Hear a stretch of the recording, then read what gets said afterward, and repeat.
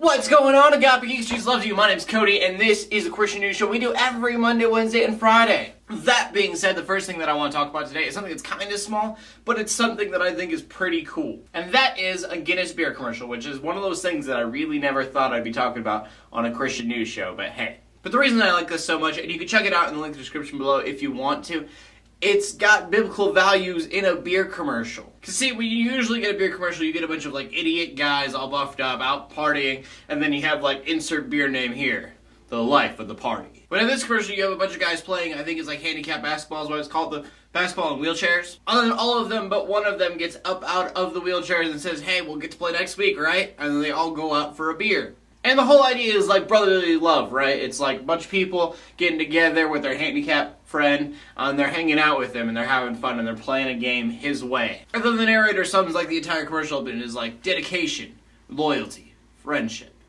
The choices we make reveal the nature of our true character. But isn't that kind of like how we define manhood in Christianity? Is like this dedication, loyalty, and friendship, loving your neighbor at all costs. And then, arguably going to have a beer. I don't know, I get that it's kind of a small thing, but I love when media of any kind takes Christianity and uses it in a way that makes it a part of everyday life without like exploiting it in some way. And I know that my news show is a very bad example of it, but I just would love if it was like a news show where like Christianity was seeping out of it at all times and you could just see it and it was normal. I like that in music, I would like that in movies, I'd like that in TV. I just like the idea of having something that's normal and like Christianity just seeping through it and it's completely normal. That being said, I realize my Christian news show is a bad example of that. Like it would be, like if it was a news show and it wasn't a Christian news show, but Christianity was just like flowing through it at all times. But maybe that's just me. I just love the idea of making Christianity like our everyday thing at all times.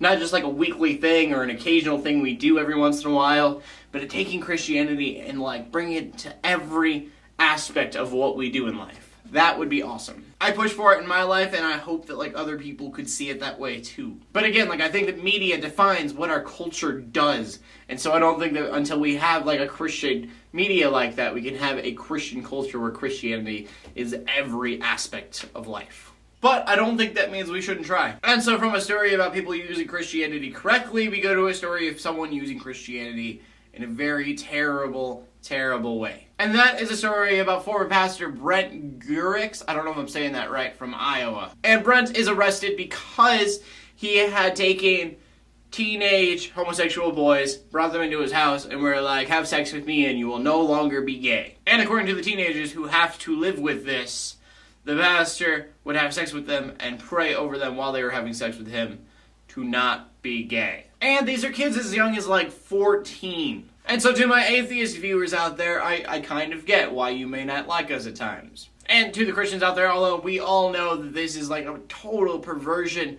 of anything close to what our faith says, this is how the outside world looks at us at times. They see stuff like this and they go, that is obviously Christianity at work. It's terrible to me to see my faith that I hold so sacred to be perverted and like to use as such an evil. And that is coming from somebody who has not ever had to gone through anything that they, like these kids have gone through. So I cannot imagine how they feel or what they are going through right now. That being said, I want to point out that this was not found on any Christian news sites, and that bugs me so much that I had to find it on like a secular site. Like, why any Christian company or Christian whatever would look at this and say we need to hide this and pretend it didn't happen blows my mind, that we don't tell people, hey, this is wrong, this is not what we believe, just so you know. It like legitimately bothers me that this cannot be found on a Christian news site, because that's where it should be found, confronting problems within our faith and saying, hey,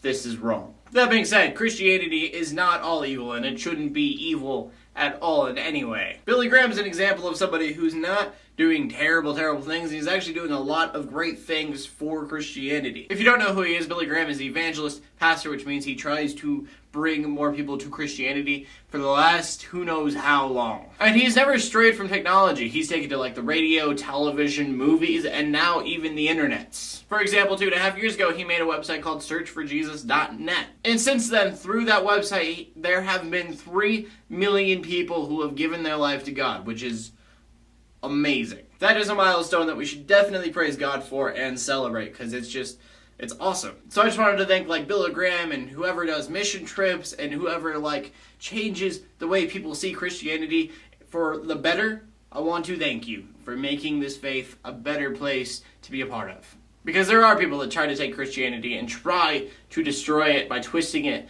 and deranging it and perverting it. But there are other people out there that preserve what Christianity is and show people what it really means. And we need people to do that. So yeah, that's all that I want to talk about today. So my name's Cody Armour, giving the news to the Christian community every Monday, Wednesday, and Friday, and closing Let the Haters Hate, Let the Christians Pray. And to everybody, like, subscribe. I'll see you later, and God bless.